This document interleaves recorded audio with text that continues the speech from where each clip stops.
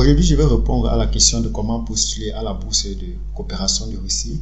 Ce que vous devez savoir, c'est que pour postuler à la bourse de coopération de Russie, vous devez avoir au moins le baccalauréat.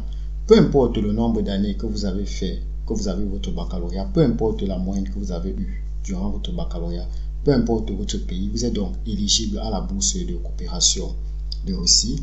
Donc, je vais donc vous donner les documents que vous aurez donc besoin pour postuler à la bourse de coopération de Russie. Ce que vous devez donc savoir, c'est que la bourse de coopération de Russie se développe en deux grandes étapes.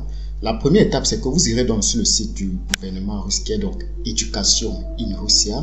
Vous partez, vous entrez donc sur le site. Une fois que vous allez donc entrer sur le site, la première étape sera donc de faire entrer vos informations. On va vous demander votre nom, votre prénom, votre sexe, votre niveau d'éducation.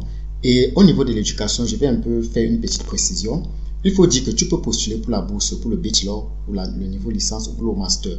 Pour le bachelor, parce qu'il faut dire qu'ici en Russie, le bachelor c'est sur 4 ans et une année de cours de langue qui est obligatoire. Donc, le bachelor ici c'est sur 5 ans. Donc, et pour postuler donc au niveau bachelor, tu vas donc entrer ton baccalauréat et ton passeport, qui sont dans les deux documents importants que tu vas faire entrer après avoir rempli tes informations telles que ton nom, ton prénom et tout ce qui va avec.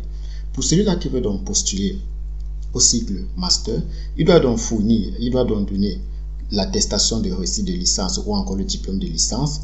Il doit donner également, que ce soit dans une licence académique ou une licence professionnelle. Comme je vous ai dit, le BTS n'est pas reconnu ici, il doit donc fournir la licence et le passeport. Quand on dit passeport, c'est la première page du passeport. Voilà dans les documents qu'il doit donc fournir.